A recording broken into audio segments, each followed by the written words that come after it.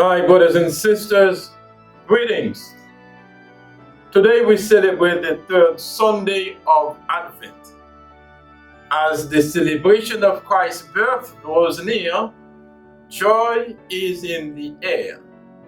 It's also reflected in today's liturgy.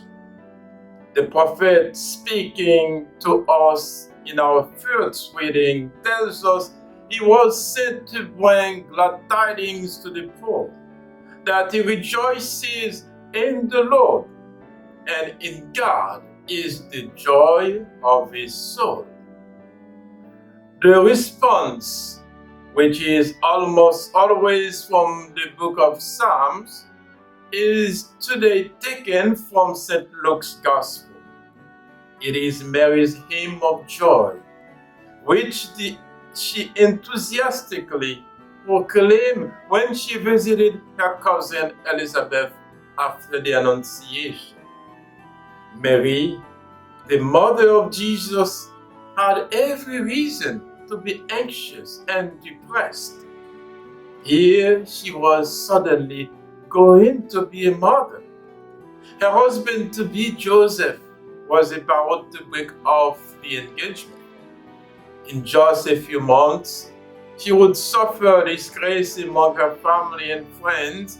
When it became obvious she would suffer disgrace because she is going to have a child without being married.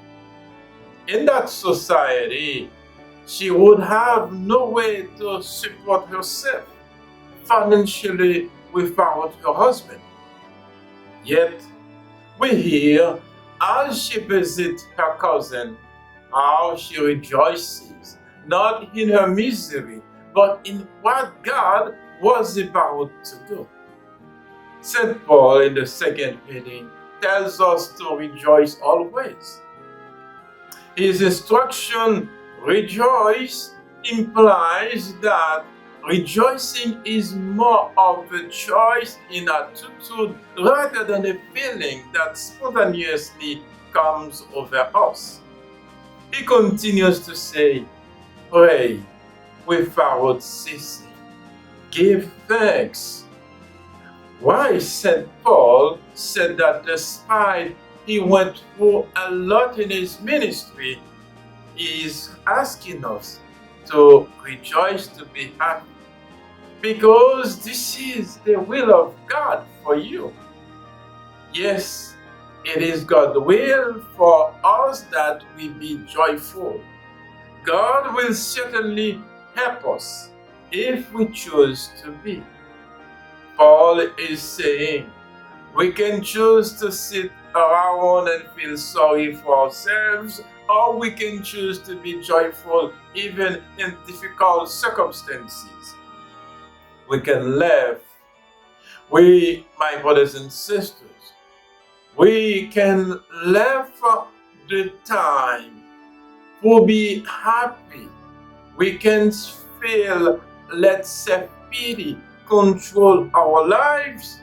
We can choose through faith and with God's help to rejoice. John the Baptist, whom we meet in the Gospel, was an austere person, but his message was a joyful one. Joyful because the Lord was coming. John was honored to have been chosen by God to bring him out and to prepare the people for that coming.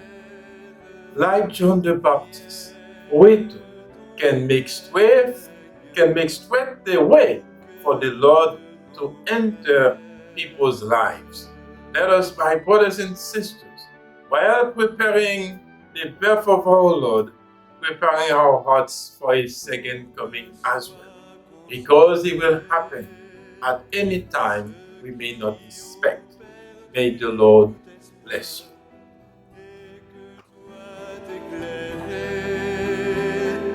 Ceux qui marchent